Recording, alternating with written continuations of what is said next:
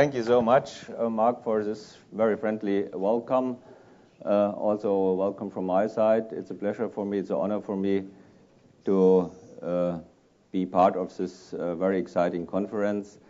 And I've learned you got already a lot of information about sustainability and tourism, responsible tourism,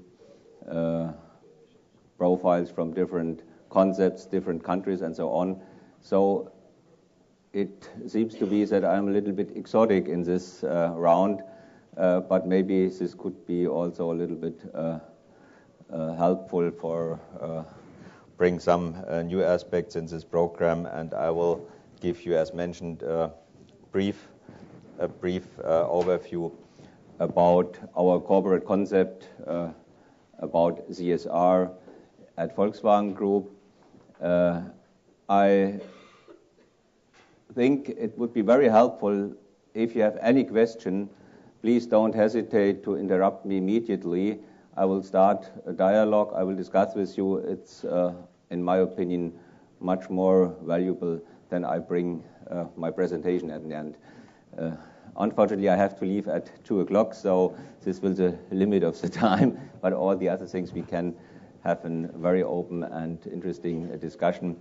I will start with my presentation and will try to bring you a brief overview about these concepts, CSR definitions and concepts, global challenges on sustainability, global activities and global responsibility. So I will turn over to the perspective of our Volkswagen Group and will give you a brief overview about our values, our management system, but also, I think very important, what is the daily practice in the whole group. Not to bother you with detailed definitions, but I think it's very interesting, especially when we are discussing all these things from very different perspectives, from different country perspectives, from different thematic perspectives, and all these things, we have to try to find a kind of common understanding what CSR means. And maybe some of you who are a little bit deeper involved in the discussion know there are, let's say, 2 different pathways to come to the actual CSR discussion. On the one hand, let's say the Anglo-Saxony pathway, the tradition of the CSR concepts in these countries, in these companies and so on, and the other way is, let's say, the European perspective. I think at the end of the day, we find a lot of common ideas in this field, but I think when you try to understand it, you have to see these also different sources, so to speak. And here is, let's say, the understanding formulated in a paper from the European Commission.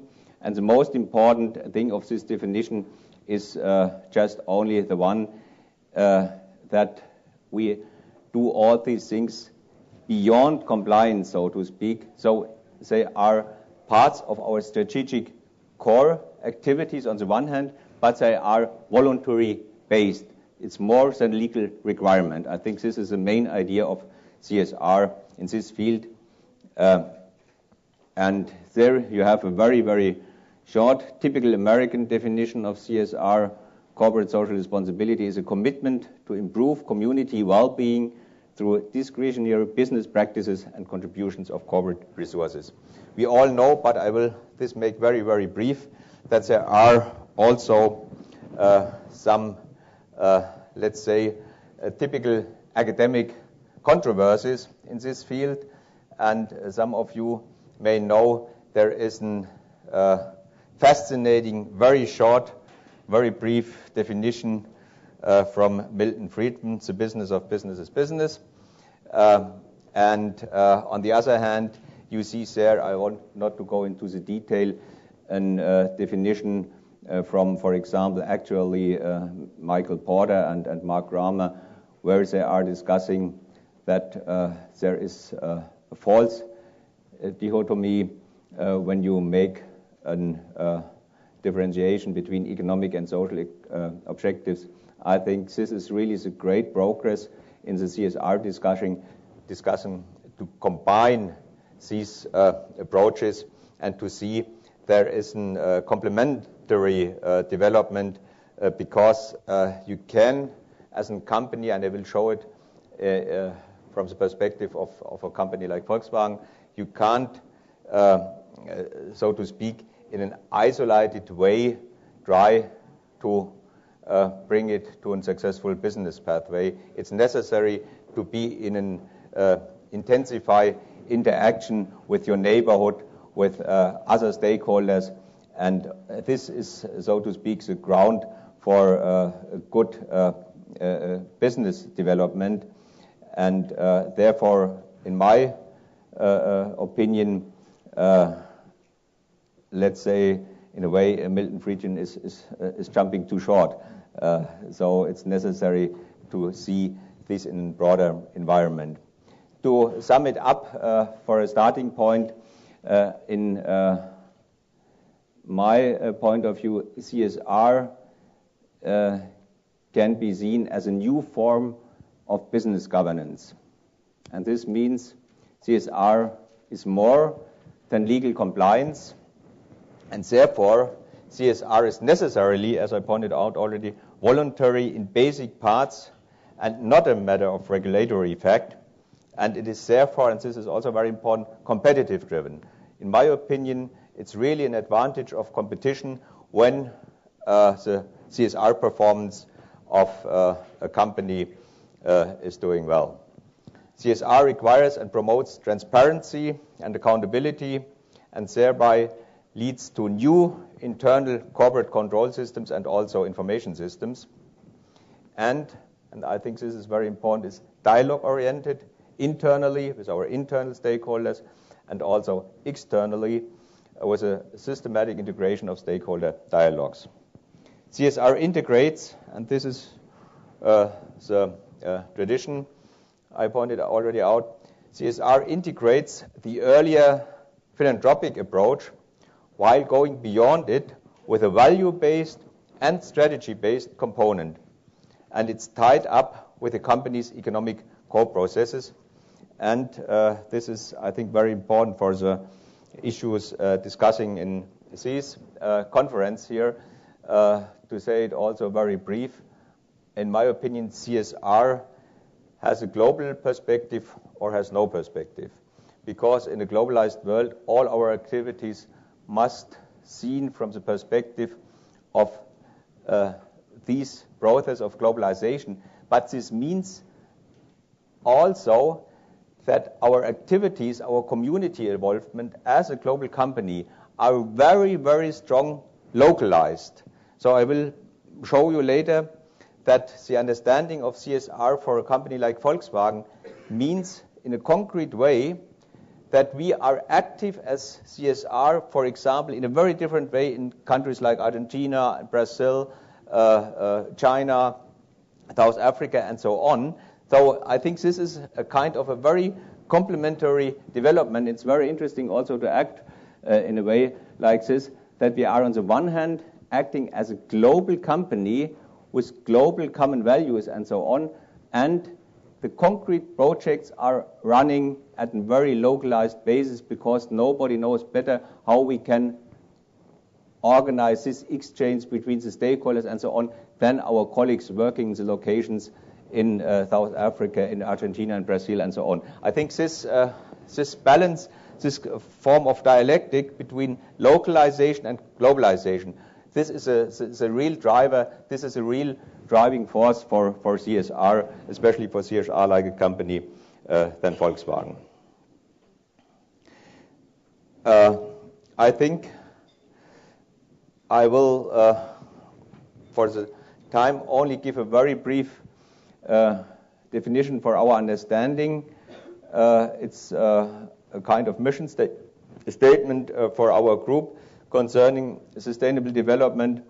Nowadays, the vision of sustainability is completely accepted all over the world.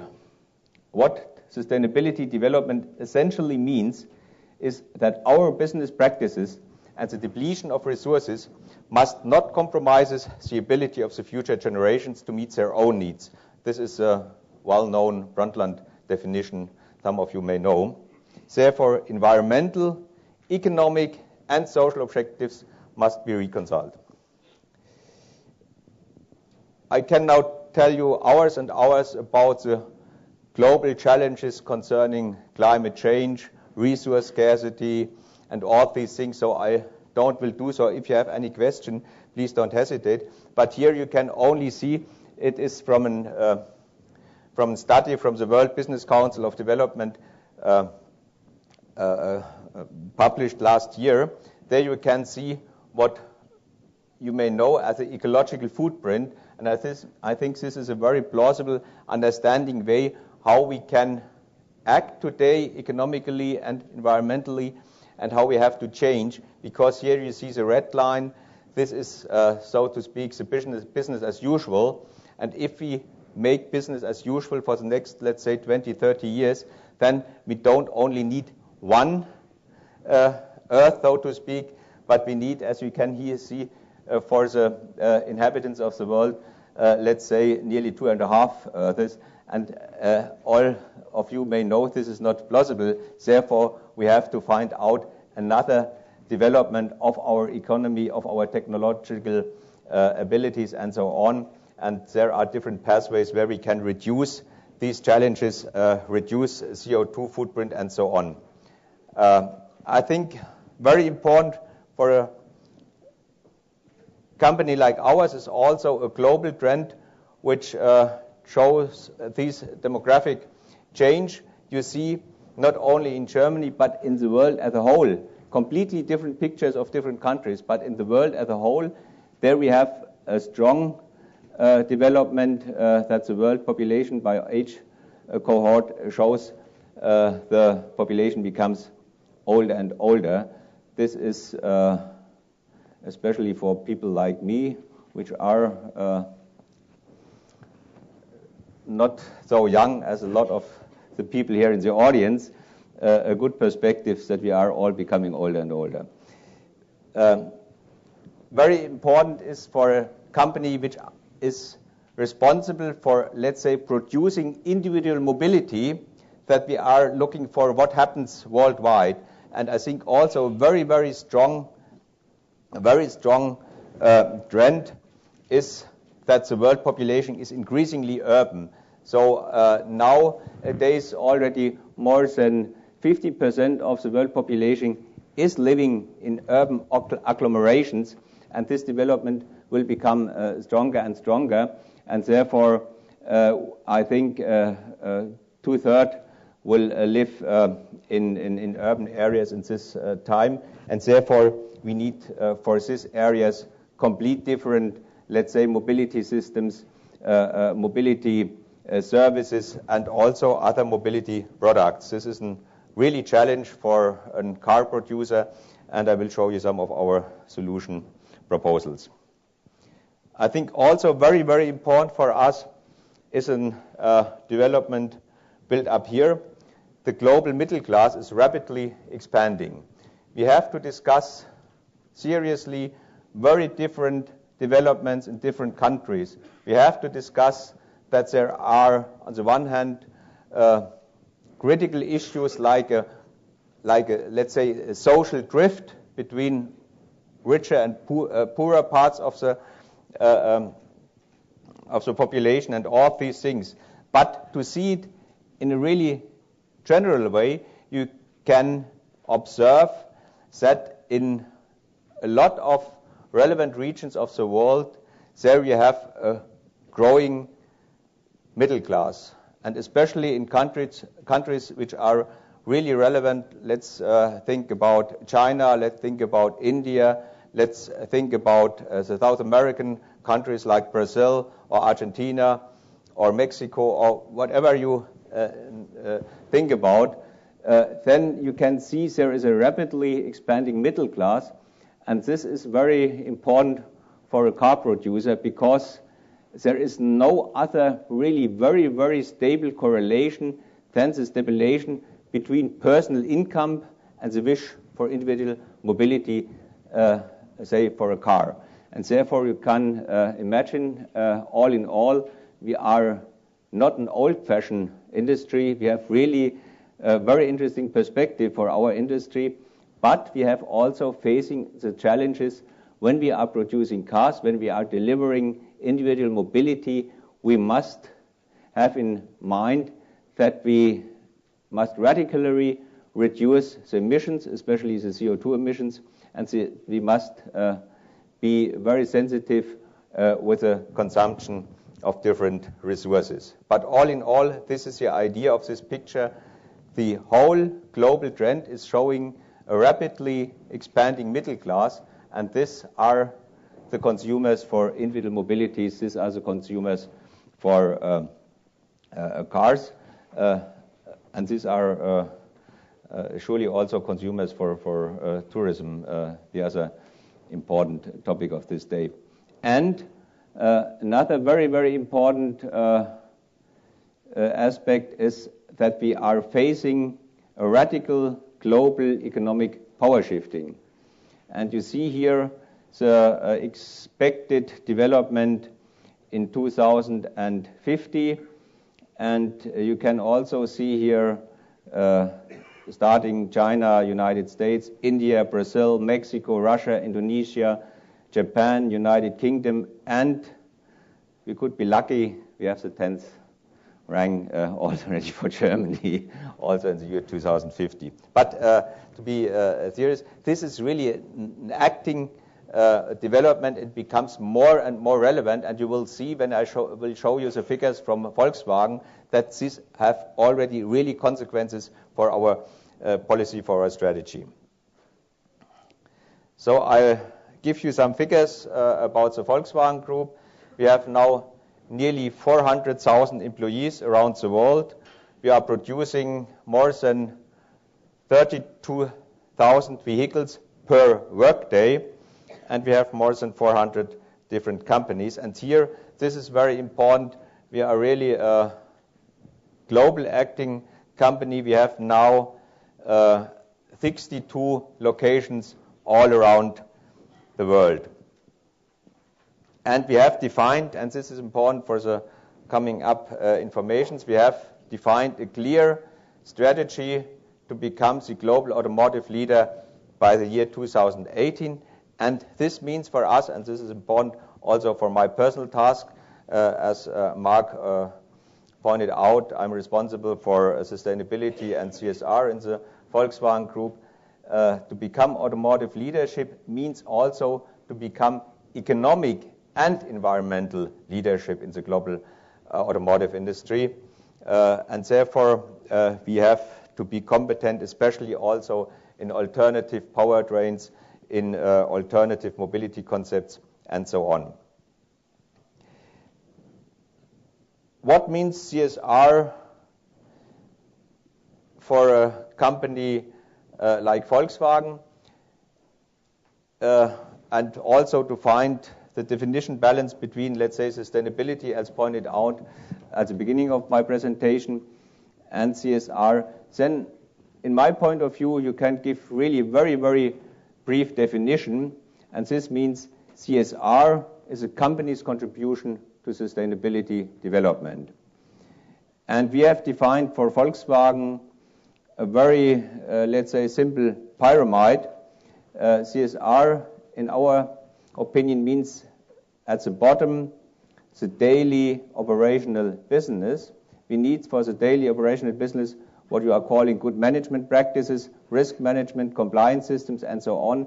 And if these normal daily acts, so to speak, doesn't fit with the company strategy, it doesn't make sense to think about visions and all these things. The basis for all activities are the running day-to-day businesses, the normal management practices, and all these things.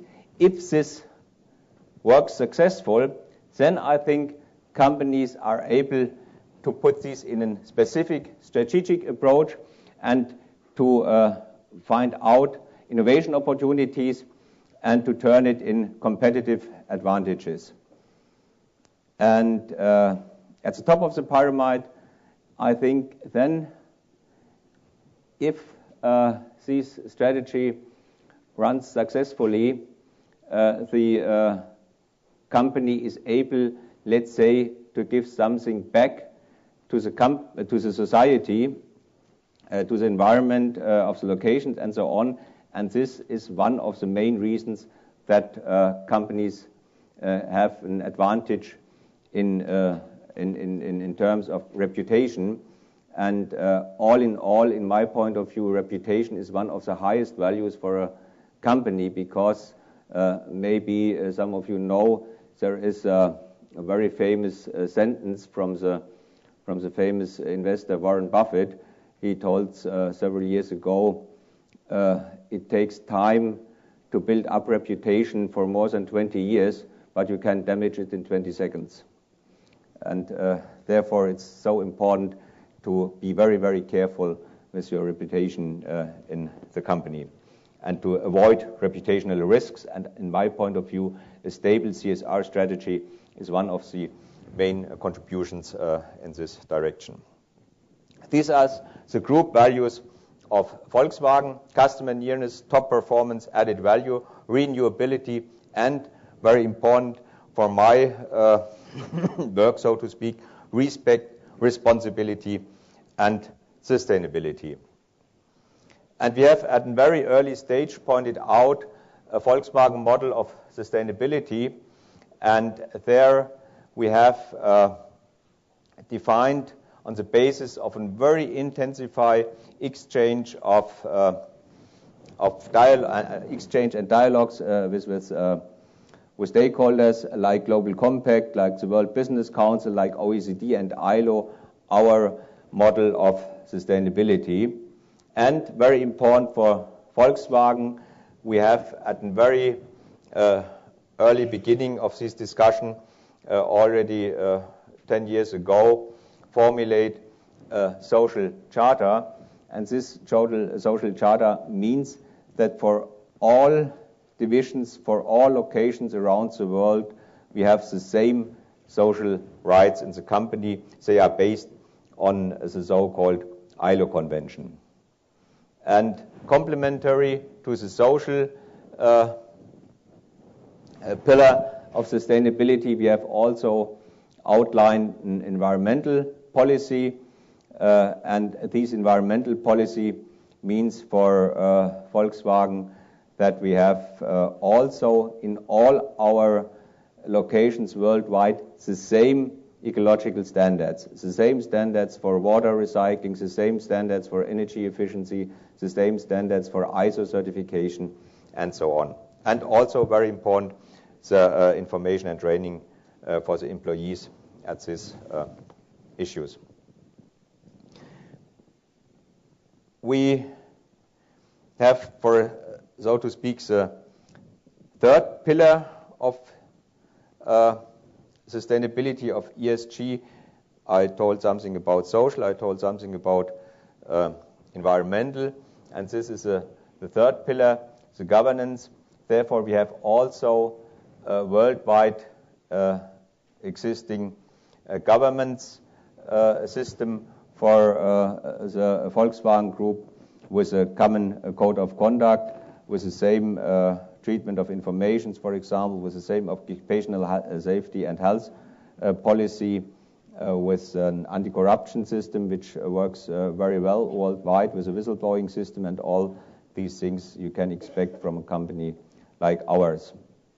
And this is a very bluntly picture. I don't want to go into detail, but I will only give you an impression about the situation that we are not just starting the discussion about CSR 5 years ago or so. It's a tradition for Volkswagen for more than 30 years ago. And this is the idea of this picture. This is the only idea of the picture. There is a complementary development between social innovations on the one hand and ecological innovations on the other hand. So for us, it's very important that we are not only thinking about technological solutions, let's say new engines, new product ideas, hybrid cars, alternative fuels, research cars, and all these things. This is always, as a whole company, accompanied by social innovations, by active corporate involvement in the groups, for example, an engagement in diversity programs, in healthcare programs, or in educational programs.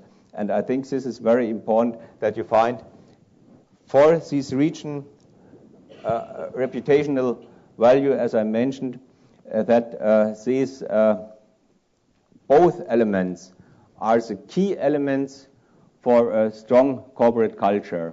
And for me, it's also, let's say, synonymous to speak about corporate culture when you speak about CSR. A strong corporate culture is, for me, the really bottom of all this development I'm trying to show you. I don't want to go in technological details because these are some ideas about fuels, about alternative powertrain technologies and all these things, but I will only show you the idea of this picture. The idea is you can read it in a twofold way. On the one way, you see for a global perspective of a mobility system, there is no existing, let's say, one silver bullet. You have to be involved in all these activities. You have to be involved in the different alternative powertrain technologies, the existing internal combustion engines, the coming hybrid engines, the discussion about electrotraction, and also about fuel cells and so on. Clear is the direction, the pathway.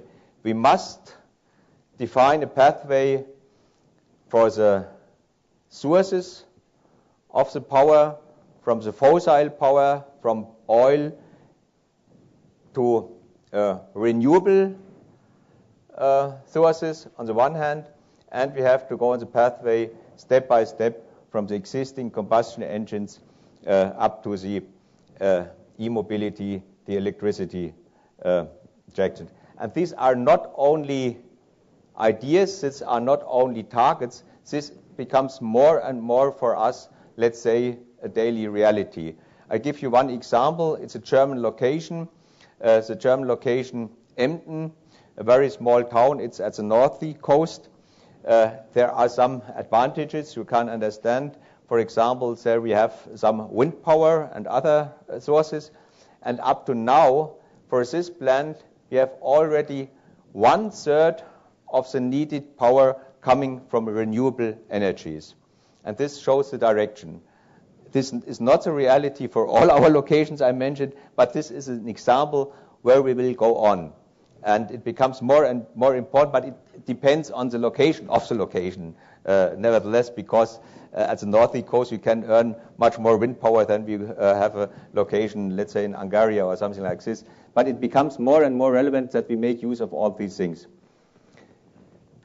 For a really globalized perspective, I will point it out, as announced, it's very important that we have now not only the center of R&D in our headquarters in Wolfsburg, that we have now becoming more and more an R&D global footprint. And this is also important, you can say, the strategy of localization. I mentioned earlier the balance between localization and globalization. This is, for me, a very impressive idea how you can show that there is a common direction between the targets of the company, our self-interest targets, so to speak, and addressing a social problem. Here, for example, nevertheless, we have an advantage when we have the opportunity to get very high-educated employees, high-educated experts, and so on. On the other hand, we give, with these activities in these countries, at these locations, we give their strong impulses for economic development. And therefore, there is what you can call a win-win situation. We have the opportunity to be active in a country where we get good, well-trained people, and we invest in these people, and we invest in this infrastructure, and therefore it's becoming more and more important for us that, for example, we also bring not only assembly lines in these countries, but we bring also there, let's say, high-end activities in this country with high educational people and so on. And one example for this is what we are calling the R&D footprint, and there we can see that now from nearly 23,000 R&D employees, nearly 50% is not working in our R&D headquarters center, but working all around the world. We are presenting our report about CSR. You can read it at the internet. There are a lot of numbers, a lot of figures, and for us it's very important. Reporting sustainability means really measuring, verifying, and not only tell you nice stories. This is one side of the medal, telling also nice stories, but very important is proving transparency, proving quality, measuring the KPIs, and so on. I will come to the end for my presentation, have time for some discussions in a way that I will show you some selected examples for our what we're calling stakeholder involvement. I can start with the capital market, and there it's very important that we are involved in a long tradition of, let's say, annual performance tested. And I think it's very important for a company like Volkswagen that this is the idea that we have a response of our activity in forms of rankings and rating results. And we are, let's say, really proud that we are performing in these all ratings at a very good position. We are in the lead group at every time. There are sometimes one or more countries a little bit before the positioning of Volkswagen, but all in all, seeing all these rankings and ratings, you can see that Volkswagen is doing there very well. And you see here, for example, from the SAM group, she's responsible for the most relevant and most important so-called Dow Jones sustainability indexes. Without any doubt, Volkswagen belongs to the top companies in terms of sustainability in the sector. This is here you can see that we are compared to the average of the automotive industry. You see it here really positioned better. Customers, suppliers, employees, as other stakeholders. For us, it's very important. It takes too much time, so I will do very, very brief. Transporting the idea. We are presenting high, sophisticated technological solutions. This is the one side of the medal. But this is not enough.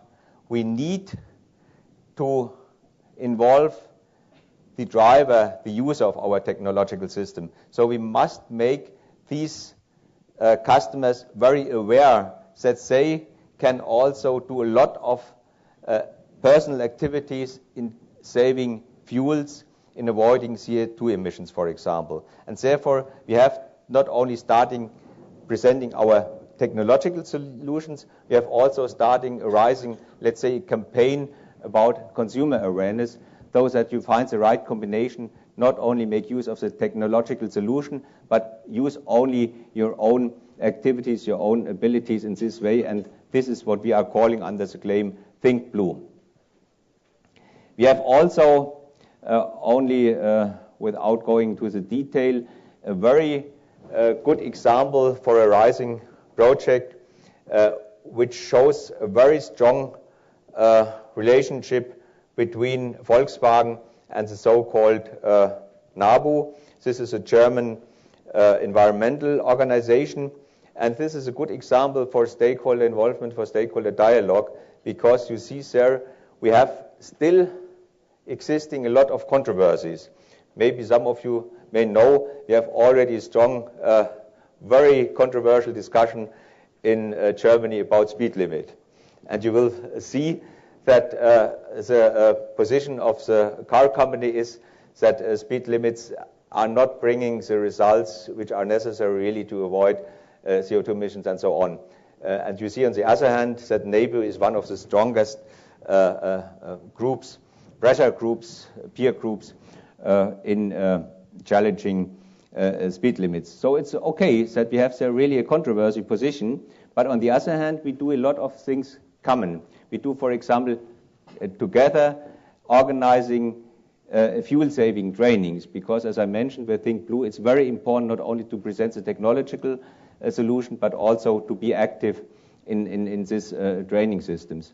And we are also involved in projects where we bring together, for example, here in the field of fleet management, projects which are selected by the NEBU and which are very important in terms of biodiversity protection, in environmental protection, and so on. So this is for us a really very important step forward, come from a position of a dialogue with the stakeholders to the stakeholder involvement, here even in the production development, like a production we have here already developed with the NEBU. Another very important issue is the supply chain management. I don't want to go in detail in this field, but it's for us very important. Responsibility doesn't end, so to speak, at the fence of the company. We must be responsible for the whole supply chain. We must be responsible for ecological, for social standards also in the supply chain, and therefore we have there pointed out a very well-trained platform that we could make sure that these standards, these social standards, these environmental standards, not only are running in our own company, but also for the whole supply chain. I will end with a very broad overview about some running projects in, let's say, the more traditional area of global responsibility called corporate citizenship. For example, we are running a very interesting project of the accident research in China. This means that we are addressing a social problem on the one hand, and on the other hand, this activity is good for our own reputation. This is what I told you, addressing both an activity which is good for our own reputation and which addresses at the same time a serious social problem, and therefore the winners are on both sides. One idea is to bring our experience, to bring our knowledge in accident research in countries like China or India or also in South America. Another very important project, I earlier mentioned it, is a corporate foundation in Brazil, where we trained, where we supported schools, where we were active in bringing healthcare and school educations in the environmental of our locations. And this is also for us an advantage because we need these young, well-trained people. A very important activity for us is, for example, also our HIV prevention program running in countries like South Africa, but also in Brazil. And we have there very directly and concrete results. I will end up with only one picture. I think it's very important for us not only seeing what we are calling the global risks. I told you about economic risks, about geopolitics risks, social risks, environmental risks, and so on. This is the one side. But in my point of view, it's very important, and I think this could be an issue for the discussion, it's very important for us that we see the opportunities of globalizations. We see that development and well-being through an international division of labor and technical progress brings well-being to a greater number of people than ever exist in the history. This brings market opportunities through positive development in the so-called BRIC states, Brazil, Russia, India, China. It becomes, and this is very important also for us when we are really running these processes and projects, and I can tell you something of our experiences when we bring together all our so-called CSR coordinators in the group. This are nearly 50 persons, and then come together there guys from China, from India, from Mexico, from United States, from Italy, from all parts of the world. And this is really a part of education and of interculturalism. And this is very important that we becoming now a company, let's say, with German roots, but with really interculturalism values and perspectives. And therefore, all in all, in my opinion, globalization has become more and more a driver of sustainability. And I think this is very important for the coming development. Thank you very much for hearing me.